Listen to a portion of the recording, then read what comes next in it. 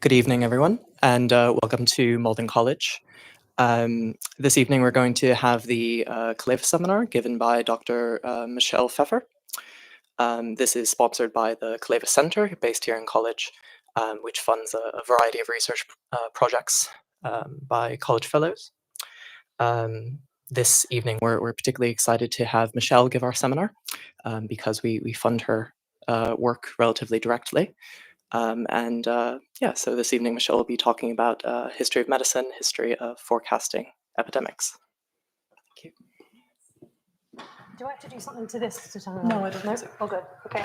Thanks so much for that, Hampton, and thanks to all of you and everyone who is joining online, I think, for coming along this afternoon. It's always a special treat, I think, to speak at my own college. And Magdalene is going to come up at least once today as I talk about forecasting epidemics. I feel obliged to say it's going to be heavy on the stars, like on the statistics, but we'll see how that goes. But this afternoon, I actually want to start off with a story from a different college, not Magdalene, but a college that's just around the corner, and that's the lovely Merton College. So this afternoon, we're going to be jumping through quite a number of different centuries, and indeed millennia, but we're going to start in the 14th century, and we're going to start with just one particular fellow at Merton in the 1340s and 50s. How does this sound? It feels a bit sort of echoey. Is it okay? It's okay? All right, good. Okay, so let's start with the 1340s and the 1350s, and we're going to start with a man called John Ashenden. That's not him, but we can imagine he kind of looked a little bit like that. So Ashenden was one of many astronomers who worked at Merton College in the 14th century, who collaborated really closely together, doing things like refining planetary tables and studying astronomical phenomena in kind of great technical detail. But for Ashenden and his colleagues, these were not just theoretical exercises, but they were academic studies with really practical consequences. And this is because Ashenden and his colleagues believed that it was possible to put their astronomical skill to use in service of king and country by making forecasts about all sorts of upcoming events based on the positions of the stars. So as good students of philosophy, they knew that one of the ways that God governed these.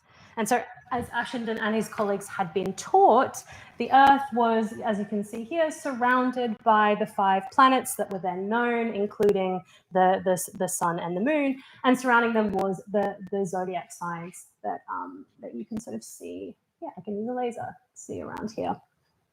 And Ashenden knew that each of these heavenly bodies were thought to have particular characteristics or properties that were communicated to Earth, and that were ultimately responsible for all sorts of processes, natural processes on Earth. So things like death and decay, also things like the production of metals and minerals underground, things like the weather, things like natural disasters, and also things like illnesses and epidemics. So the planet's properties were thought to reach Earth via basically mathematically calculable rays or influences that by casting horoscopes, which are essentially a map of the heavens at a particular time from the perspective of a particular place on Earth, Ashenden believed that it was possible to understand exactly what influences were being directed to particular parts on Earth at particular times, and then also to determine what the consequences of those influences would be. So Ashenden and his colleagues believed that astrology was a scientific, offered basically a scientific basis for making important forecasts about the weather, about harvests, about epidemics, and even about political events. And it's for this reason that he dedicated most of his studies at Merton to studying the celestial bodies. So to do all this, Merton relied on detailed astronomical tables like those pictured here, which basically allowed astronomers to compute the positions of the planets into the heavens many years into the future. And one day, as Ashenden and his colleagues were studying these tables, they noticed that there were a couple of upcoming astronomical events of great significance, namely some of the bigger planets, so Jupiter, Saturn, and Mars, were going to be approaching each other very closely in the sky. So this is what's called a planetary conjunction. And the fact that this was happening at the same time as a lunar eclipse in the very same month, in March of 1344, told Ashenden and his colleagues that something big basically was afoot.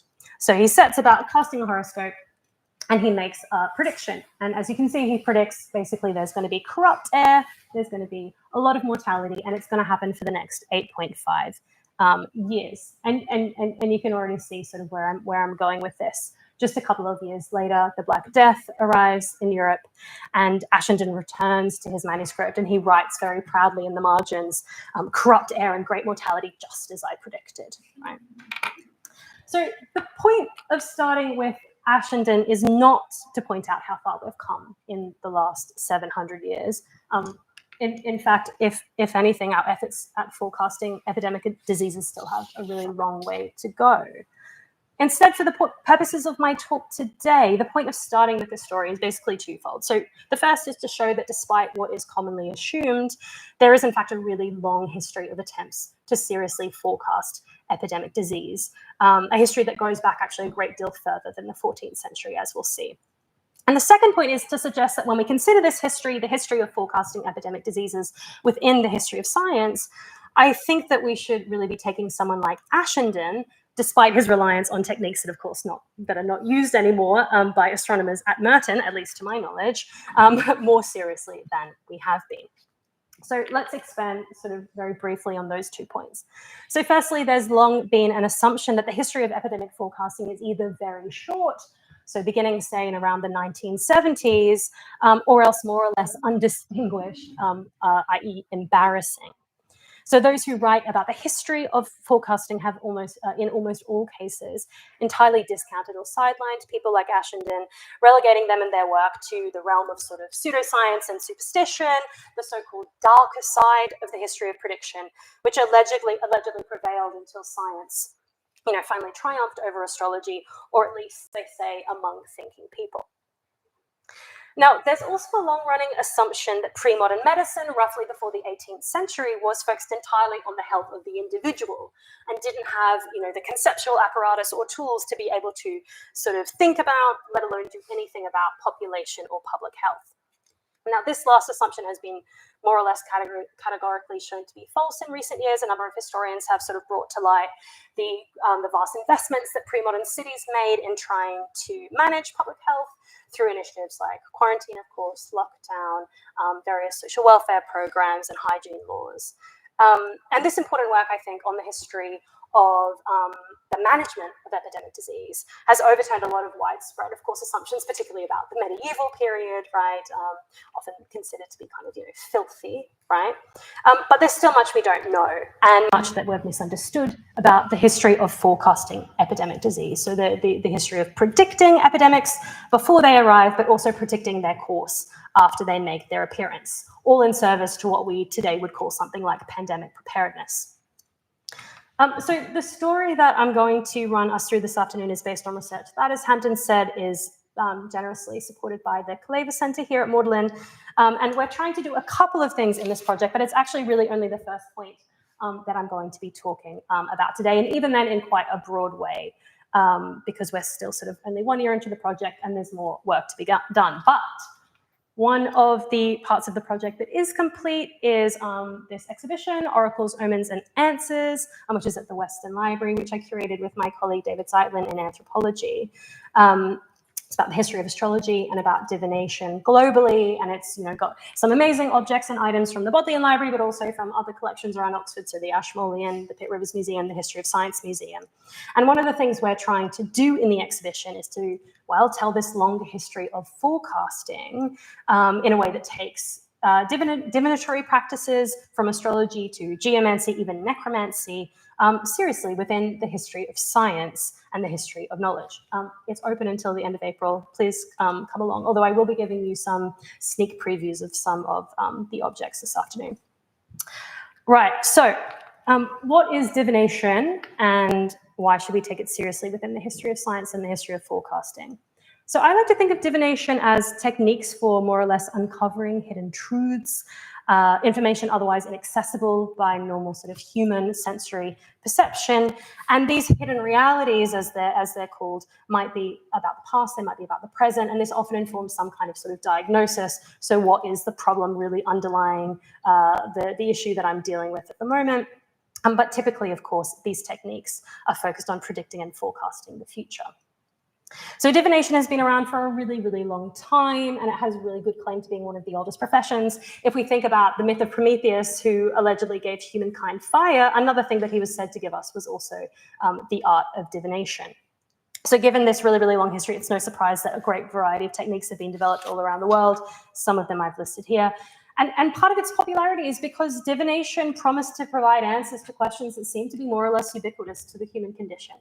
So questions like, what is the cause of the pain in my leg? Should I trust this medical practitioner or should I get a second opinion? Or questions about relationships, is this the right partner for me? Can I really trust this person? Questions about careers and finance and business opportunities, is this the right investment to make?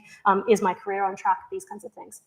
But divination also promised to offer advice on political matters and on matters of state. And because of this, diviners historically tended to have really prominent positions in governments, in royal courts, because it was taken for granted that an awareness of upcoming risks, be that floods or droughts or famines or plagues, even wars or riots, helped those responsible for large groups of people to make decisions and to plan ahead. And we see this time and time again from contexts in the ancient world, like in Shang China, for example, to the Ottoman Empire, to the European Renaissance, all the way up to the astrologer Joan Quigley, who was resident in the White House during Ronald Reagan's presidency. And it's worth pointing out at this juncture that in the pre-modern world, where you didn't have the same kinds of professional specialization as we do today, divination cut across a number of different, what are now kind of different professions or specialisms. And this is also, I mean, we've also got to remember that in the pre-modern world, this is a period where you're less cushioned to the risks that you might face in life. I mean, we have insurance, whether or not that's reliable is another question. But, you know, we are a little bit more cushioned from risk than people were in the pre-modern world. So in these contexts, divination is basically functioning as a decision-making tool. So it's answering the kind of really difficult question that many of us face when we have to, you know, every single day make decisions in the face of the unknown, when we don't know what the outcome is going to be. You know, we ask the question, what should I do? What is the right thing to do? And this is what divination promised to answer. So because divination is so widespread throughout history and around the world, historians and anthropologists have tried to kind of carve up the territory in many different ways. But the category that I think is most relevant to what I'm trying to do today is this category called inductive divination. So many of us would have heard about the oracles in temples in ancient Greece. Some of us may have heard about necromancy. This is the practice of consulting demons or the dead or spirits. Actually, this is one of the books in the exhibition, and I was genuinely spooked when I got it out for the first time. It's a bit of a creepy one. But these types of divination are often called inspired, right? So they fit on the left-hand side over here. And so in these techniques, the diviner is more or less acting as a prophet of some kind, and they're trying to get in direct spiritual contact with some kind of divine other who speaks through them as a mediator. But the type of divination that I'm interested in, inductive divination, is instead premised on the idea that nature contains clues and patterns that can be identified, that can be interpreted, and decrypted in order to kind of uncover information about how the world works, what's going to happen, and what has already come to pass. And it's these types of divination that I think we should take seriously in the history of science. And this is in part because when we look to the cultures in which divination was taken most seriously, what we find is that inductive divination tended to have more in common with that culture or that society's science than it did their religion. So in cultures around the world, divination sat within mainstream understandings of the way that nature worked, just as Ashendon's astrology, our Merton chap, was premised on mainstream ideas about the natural world as well. And diviners, again, like Ashendon, they studied in educational institutions, universities, but also temples, also monasteries, also royal courts. And even though I think many of us today might be tempted to dismiss them as charlatans, of course, it's important to realize that they, like Ashendon, were striving, for the most part, for objectivity, for neutrality, and even verification of their forecasts. Right, so inductive divination, which would include astrology, but also practices like geomancy, like palmistry here, and others that we'll see over the next few slides, typically involve standardized routine procedures in which diviners read, patterns and clues in natural bodies and compared them to real world events in order to kind of distill general theories about their interconnections. So in this sense, they're basically gathering and analyzing data. And here, pre-modern astrology is, I think, a good example of what is essentially the world's first big data project, where astrologers are compiling masses and masses of astronomical data. They're compiling masses of historical data of events that have already taken place, and they're trying to find connections between the two, searching for patterns, right, that are going to come up with general theories.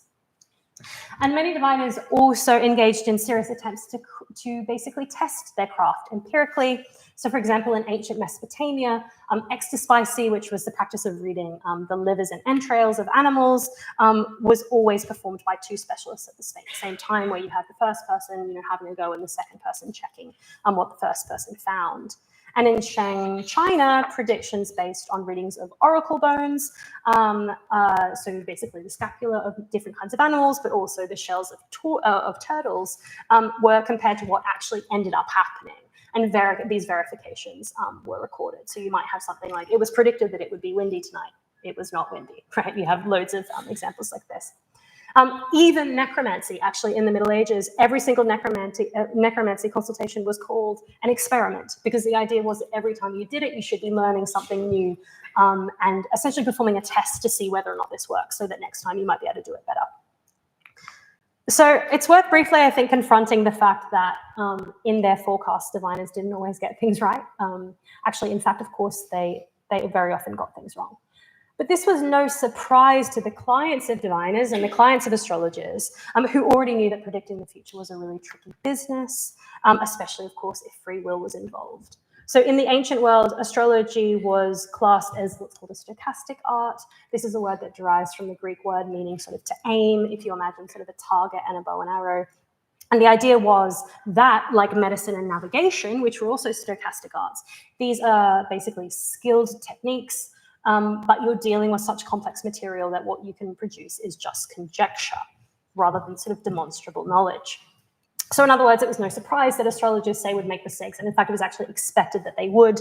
The point was that forecasting was so useful that it was worth trying to improve what you had in front of you.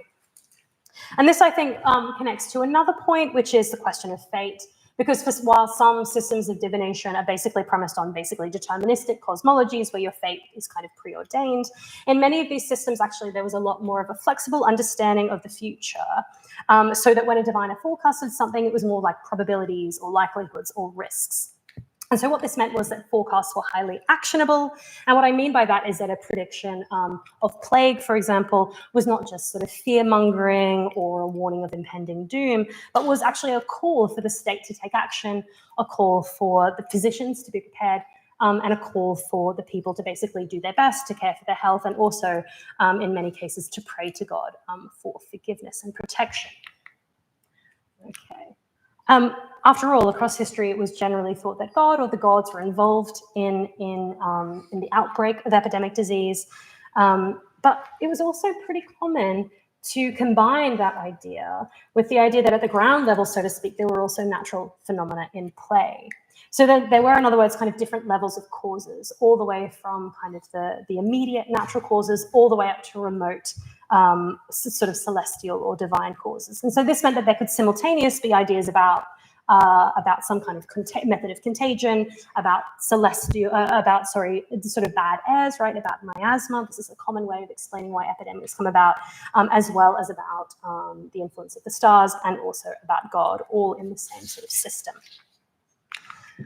So many epidemics were thought to be seasonal and impacted by weather patterns, and this encouraged physicians in the Hippocratic tradition to sort of chart correlations between the weather and outbreaks of disease, in the sense that this knowledge would be helpful for predictions. But if the seasons and the weather and the air indeed were ultimately controlled by the stars, as was widely believed, and if the movements of the heavens could be really accurately mathematically calculated, then it made sense to many people in the pre-modern world that astrology was the best way to make epidemic forecasts.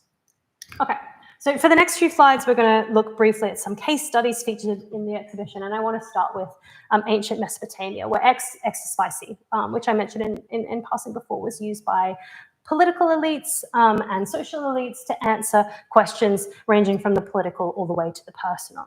So exospicy basically involves a ritual sacrifice of an animal, and then the diviner locates the liver, takes it out, and then what they do is they look at the sort of random assortment of lumps and bumps and marks on the liver, and they compare that to a clay model of a liver, like the one over here, which explains whether or not lumps and bumps in that particular part of the liver were good or bad. And the diviner tallies up these either inauspicious or auspicious signs, and that actually, comes to some kind of balance, and that helps you answer a question that is posed in a binary form. So say, for example, will there be an epidemic this year or not? Across ancient Mesopotamia, astrology was also considered important for forecasting various things, including, remarkably, market rates, and the going rates for various kind of economic products.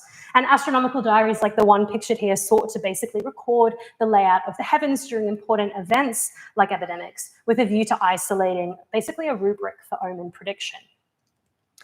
Meanwhile, in ancient China, again, divination is the way to make important forecasts. And over many hundreds of years, different techniques were developed, one of which involved heating bones. I mentioned oracle bones before, and this is most frequently what's called the plastron, this sort of back of the shell of a tortoise. And you basically apply heat, and you get a bunch of cracks appear, and then there's standardized ways for interpreting what those cracks mean. So you can see here how to search for whether or not an annual epidemic is going to break out among the people. So in this context, once again, astrology is also important for forecasting. This really lovely silk manuscript, almost 2,000 years old, depicts a bunch of comets at the bottom of the screen. You can see here there's about 30 of them. And underneath, it explains exactly what major events were seen not long after the comet was observed. And the idea was that if you can find correlations between the two, you kind of know what to expect next time a comet comes around. Okay, let's jump forward in time and change continents. And so if we look to medieval Europe or back in Ashendon's time, what we find is that nature is, again, of course, a source of clues about the future. And again, we have many sort of techniques. The manuscript on the right is a text, a brontology text, and this is about making forecasts based on whether or not you hear thunderclaps in a particular month or when the sun is in a particular zodiac sign. Oddly, for example, if you have 3 nights of thunder when the sun is in Gemini, there's going to be a plague, but just amongst women. This is actually a really, really lovely text. So down here is, you have sort of December here, and then you have June here. And this couple here hugging represents basically there's going to be harmony among the people, which is really sweet. This means lots of grain. Unfortunately, these 3 people lying down means lots of death, lots of sickness, lots of infirmities. So following the Hippocratic tradition, again, you have a lot of attempts to kind of connect seasonal patterns with epidemics, but also comets, again, with epidemics. And this is where things, again, are not just signs, but they're actually causes. So comets were thought to kind of bring with them basically dangerous vapors or exhalations, as they called them, which were thought to corrupt the air, basically, and then bring about disease. So once again, astrology is, again, in the background of much of this forecasting. And this is not really a big surprise, I think, given the importance of astrology within medicine and public health. In particular, it really does date back to the ancient world. We've got a quote there from Ptolemy there in the 2nd century CE. And so it's basically believed that the lower terrestrial realm is governed by the higher celestial realm around it. And indeed, that different parts of the human body were governed by or controlled by or ruled by different parts of the heavens, planets, but also signs of the zodiac. So Pisces for the fish, for example, and Aries for the head.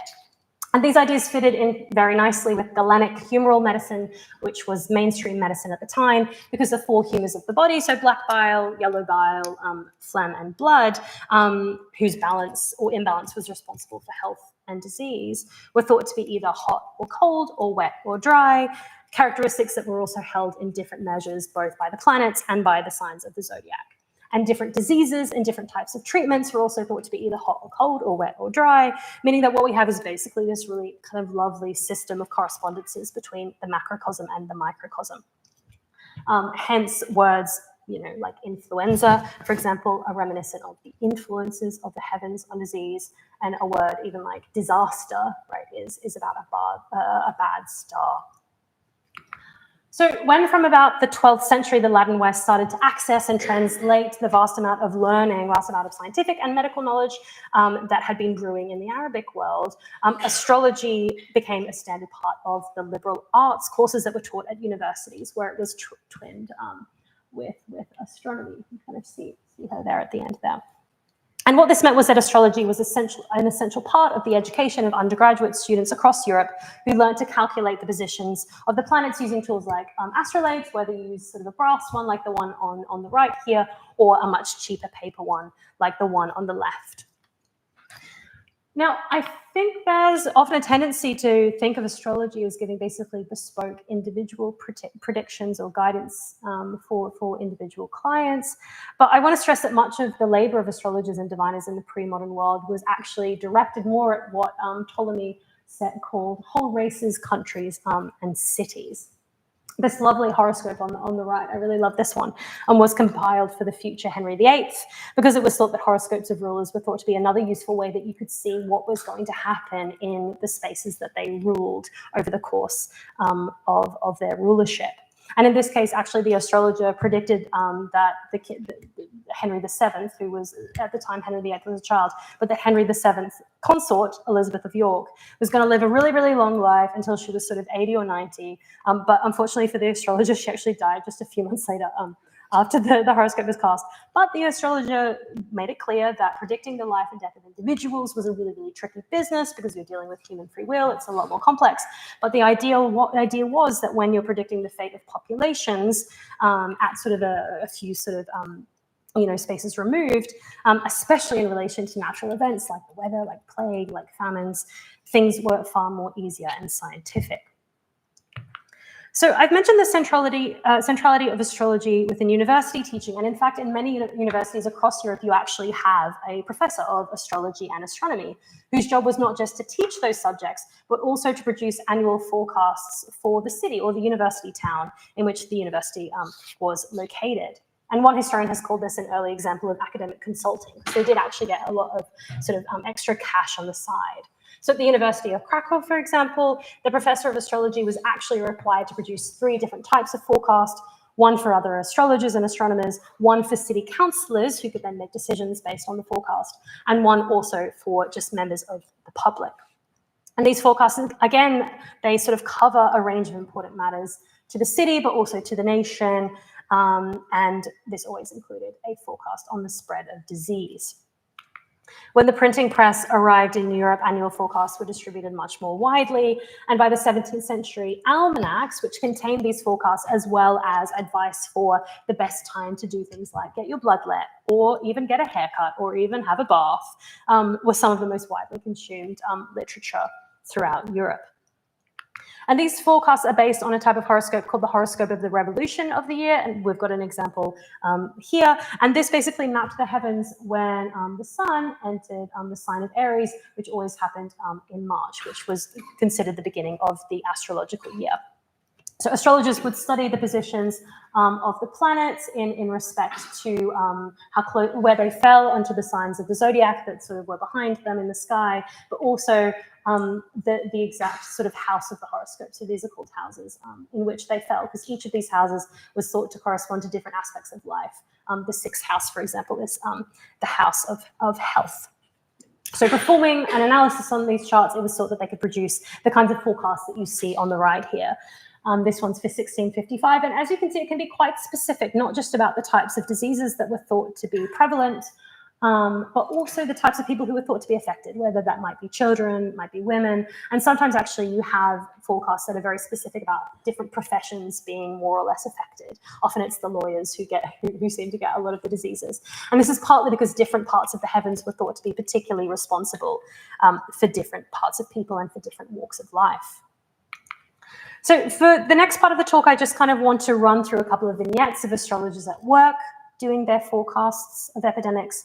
And so here we're going to jump back again to the 14th century, but this time to northern Italy, where a friar called Augustine used astrology to basically make sense of and to forecast the course of a new disease that was beginning to break out in some nearby cities. So when he did what he should have done, which is cast a revolution horoscope. And what he found was that Mars was in the 6th house of the horoscope. So this is, as I said before, the horoscope of health. And that the planet Saturn was what's called ruler of the year, which basically means the planet who is positioned best in the sky according to their particular characteristics. So the friar basically concluded that this explained why the disease ended up having a mixture of Mars's heat and Saturn's wetness, and produced fevers that had sort of an excess of blood. So like a good humoralist, Augustine knew that opposites cured opposites. So the idea was if you have a hot and wet disease, you need to counteract that with dry and cool treatments. He also encouraged letting of blood, which is the hot and wet humor. He encouraged them to have cooling foods, to walk near streams and gardens, and quite sweetly to sing cheerfully, which I think is really lovely, but also to wash yourself well and avoid corpses, avoid dirty places, avoid bad air. After making his diagnosis, Augustine goes back to his horoscope again in an effort to try and produce a prognostication about what's going to happen next, answering questions like who is this going to affect, where is it going to be most powerful, and how long is it going to go on for. And crucially, Augustine did this all with a view to giving a fair warning to the people and especially to physicians so that they were prepared for what was going to come. And he kept insisting that his forecast was not deterministic because the worst could be avoided if the people and physicians were prepared and knew what to do in time. And I think it's worth pointing out that even though Augustine saw the stars as a remote cause of disease, this didn't mean that basically practical medical interventions were sort of cast aside. Okay, the next vignette is basically an excuse to show you an object that I really love, which is in the exhibition, which is this volume. It's one of many one of sort of something like a dozen, more than many dozens of volumes of case records from 2 practicing physician astrologers who worked in London around the year 1600, called Simon Forman and Richard Napier. And it's really incredible that the Bodleian has these documents. I mean, these are quite literally probably the biggest collection of historical case records, of medical records, that we have, that survive. And these, something like 70% of the questions that they were asked by tens of thousands of people were about medical issues, but actually really they're kind of functioning as the most general of general practitioners, of GPs, and that they're asked questions about all kinds of fears and anxieties. So it's really interesting to kind of read through these records and see the kinds of things that made people anxious, that made people worried around the year 1600. I mean, this ranges from someone coming in saying, I really fancy the woman down the street. Does she fancy me back? All the way to my friends tell me my breath is really bad. What can I do about it? But there's also some really poignant questions, like you have young mothers coming in saying, I don't yet have enough milk for my child. How can I increase my supply? And there's also an awful lot about the plague. So Forman himself is interested in basically forming what he calls rules for prognosticating plague, but he was also consulted by lots of people who wanted to know how a given pandemic, such as, for example, the plague in London in 1625-26, would fall out. And so this is the kind of question that they normally should have been consulting their almanac for, and almanacs kind of come on sale in kind of December, January of that year. But obviously by the time it got to May, when Richard Spicer asked this question, he was obviously dissatisfied with the predictions in the almanac and wanted something a little bit more up to date. So sticking with London for a little bit longer, and in fact probably for quite a lot of the rest of the talk, the next vignette is about how astrologers made predictions about plague on the basis of correlations that they found by studying the historical records. And one of the apparent correlations between the heavens and historical events that they were really obsessed by was the idea that it seemed that big plagues in London took place when Saturn, which was a notoriously kind of angry, awful planet, was in zodiac signs that were considered to be fiery. So on the basis of these principles, quite remarkably, 3 different astrologers correctly predicted quite a way in advance a big plague in 1665, which indeed took place. And one of them, William Lilly, at the same time also predicted quite remarkably the Great Fire of London in 1666. And you can see he accompanied his forecast with London on fire and with these pictures of kind of corpses. And the person who owned the Bodleian's copy of this, it's sort of hard to see, but he's basically said, bingo, he got it right. But unfortunately for Lilly, so this came out in 1651. By the time of the fire in 1666, there's quite a lot of cynics, people cynical of astrology at the time, and they think, hang on a second, did Lilly set the fire himself to try and make it look like he's really good at predicting? So there was actually a governmental investigation of him. His name was Calleva, but he basically sort of like retired in shame, which is a bit unfortunate for him. Okay, these three astrologers got things right, but of course their successes were on the whole in the minority. And here I want to turn to the fortunes of European astrology very briefly in China, where, and this is a context in which kind of the mutual sharing of European science and Chinese science was part of sort of the project of Jesuit missionary efforts at the time. In the later 17th century, Jesuit astrologers often had important bureaucratic roles in China, even in this particular case, heading up the astronomical bureau. And in this capacity, this chap here, who looks very, very sweet there with all of his instruments, basically sought to replace traditional Chinese forecasting with what he saw was the more scientific way to predict epidemics, but various natural events, which was through European astrology. And one of his formal roles, as you can see, was to make predictions, make forecasts every 45 days. And unfortunately for him, even like, well, so as you can see, he's recording verifications of his predictions are recorded. You know, did this actually come to pass or not? The failures begin to add up. Crucially, this is happening at a time when the position of Jesuits gets a bit choppy in Chinese politics. And so basically he's obliged to return to traditional Chinese forecasting.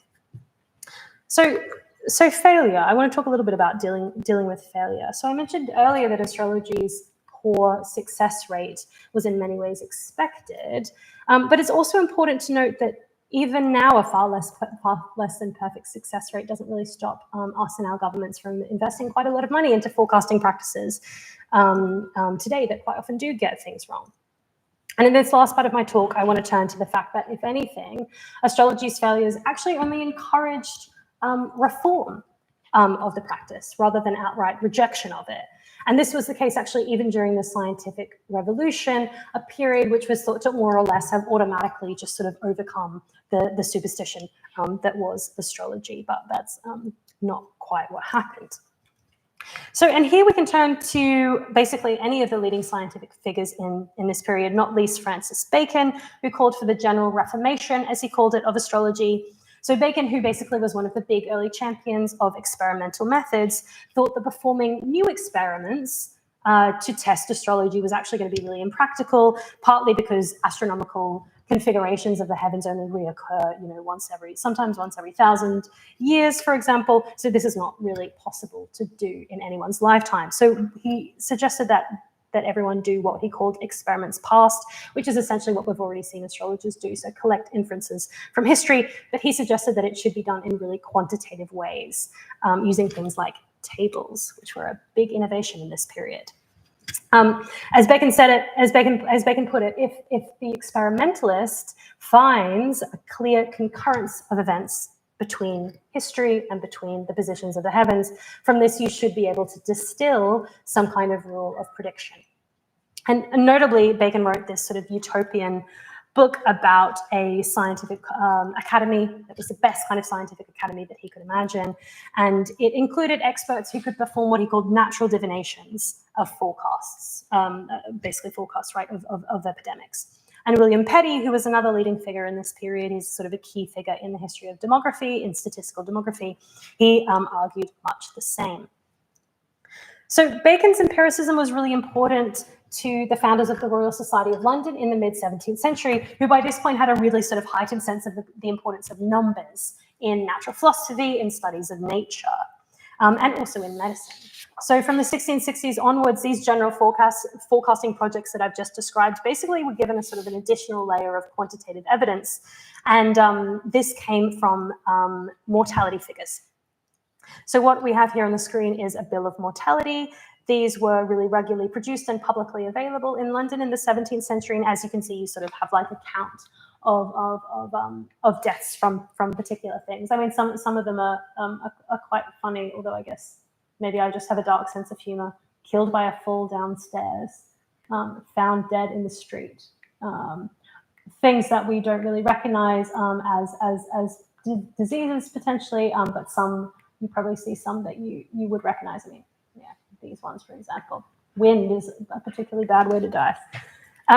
Basically, this data is collected by women who are called ancient matrons, who were basically tasked by their parish to go around and visit the bodies of the newly deceased and determine the cause of death, and then basically tabulate what they found.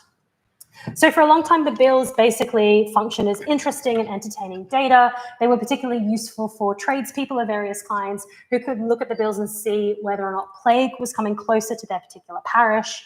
And this allowed them to kind of know, whether their business was going to sort of run into trouble.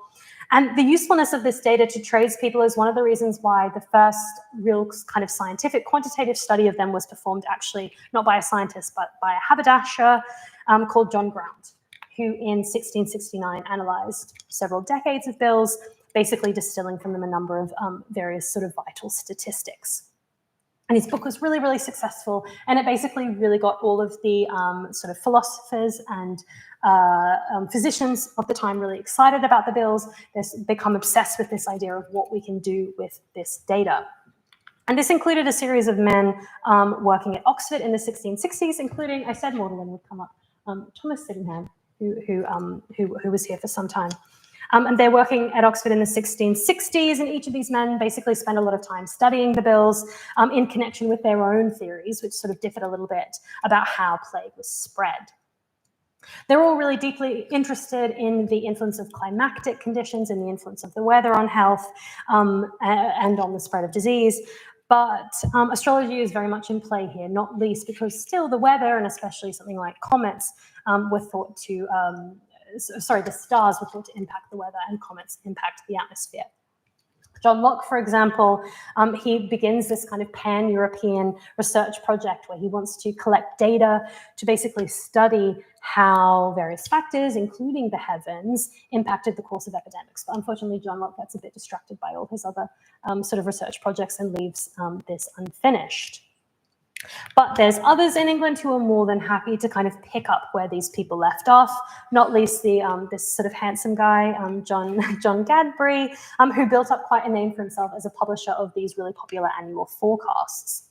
So he becomes really inspired by Grant's work on the bills of mortality. And so he basically undertakes a project where he compiles a bunch of data and he compares weekly death rates from plague across 4 different London plagues. And he sort of tries to connect their rise and fall with the positions of the heavens. He says that he found basically general theories that he could distill from this, and he goes on to then use those theories to make predictions about how the rest of the epidemic is going to unfold. And this is a really important moment. I mean, so Gadbury's study, which was published in, there you go, there's his tables, which was published in 1665, was really the first to kind of use mortality data to not just isolate determinants of disease, but actually go on then to make predictions about the course of an epidemic. Unfortunately for Gadbury, this is in a period where, even though his work was very popular amongst the general public, a lot of the scientists in the Royal Society are increasingly sort of skeptical about astrology, or they're at least starting to kind of sort of see it as not part of their own remit, not part of their research program. And so the fact that Gadbury is doing interesting epidemiological work, but actually relying on astrology, means that his work is more or less kind of discarded. But a few decades later, inspired again by these kinds of empirical practices, the Royal Society becomes interested now instead in the work of a German clergyman, Caspar Neumann, who basically does the exact same kind of work as Gadbury, but he ends up finding that there's no correlation, he says, between mortality rates and the positions of the planets. And he basically argues that his work completely undermined astrological theories. And this really deeply appealed to many people in the Royal Society, who by the late 17th century were really quite fed up with astrology. And even though his work only survives, unfortunately, in a handful of letters to the Royal Society, it ends up being really quite influential in the emerging fields of demography and vital statistics. Okay, we're almost at the end, but I want to finish with kind of one more substantial slide that takes us into the 18th century. And we still have in this period a few kind of very serious attempts to connect epidemics with the celestial realm. Richard Mead is a really good example of this. He's really sort of doing quite serious statistical work in the 18th century, but he's kind of a bit of an outsider by this point. By now, the focus has really shifted quite firmly to the weather and to environmental factors underlying the spread of epidemics. And by the 1750s, medical meteorology is basically one of the sort of keystone research projects in the Royal Society. And we have a series basically of physicians collecting climatic data and connecting it to various epidemics. And their efforts basically continue in the 19th century. In the 19th century, we have germ theory, but we still have basically a big kind of emphasis at first on miasma theory. So William Farr, who ends up sort of putting together the first really serious national vital statistics, he at first believes miasma theory, but then he begins to see data on cholera in Newcastle and then sort of changes his mind. And by this point, as you can see, he's pretty clear that statistics is going to once and for all, as he basically puts it, get rid of astrological quackery. Okay, I've been talking for a long time. So let's kind of draw, I don't want to say conclusions because this work is still very much in progress, but I guess some things that I think that we're learning. One of them is that, of course, as I said before, the history of forecasting epidemic diseases is much deeper and longer and more serious, I think, than we previously thought. Hopefully I've managed to convince you today that this history is more than just bilge unchecked by any kind of spirit of inquiry, or more than just the darker side of the history of prediction, to quote some two writers on the history of forecasting. Overall, I think much of the history of inductive divination is part of the history of science, and astrologers in particular, considering basically their sort of placement in between mathematics and medicine, were for many hundreds of years probably the best placed specialists to make novel studies of epidemics. And I think, in fact, the emphasis in much of the literature on modern scientific forecasting emerging despite of rampant superstitions has, unfortunately, I think, hidden some of the really quite significant roles that many of these, so-called superstitions ended up playing in the emergence of these disciplines. And here, one thing that I've learned that I find particularly interesting is that, as I've just been saying in the last couple of minutes, modern forecasting didn't really emerge in opposition to astrology, but rather at first as an evolution from it, basically. Astrologers used celestial observations, they used historical records and standardized processes to generate forecasts. And this kind of systematic approach laid the groundwork for later, more data-driven forecasting models. And of course, as I was trying to argue, this sort of desire to reform astrology with empirical methods was what ultimately led to the emergence of some of the first data-driven epidemiological studies.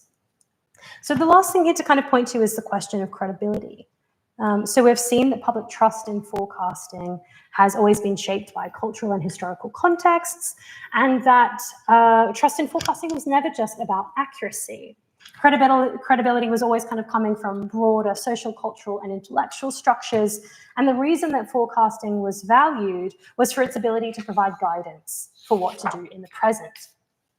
In fact, it was, and I think still is, in some ways hoped that forecasts like this, even today, scientific forecasts of various kinds, would actually turn out to be wrong, right? Because the idea is that you're providing an early warning system that enables action to be taken in advance so that you can prevent the worst from happening. So in many senses, I think forecasts are actually sort of paradoxically less about the future and more about the present. They're more about, their purpose is to tell us what to do and how to feel in the here and the now. And this, I think, connects to some of the broader aims of our Calleva research, which I haven't really spoken about, but that we hope to kind of explore as the project continues, about the perceived kind of credibility of scientific forecasting amongst the public today.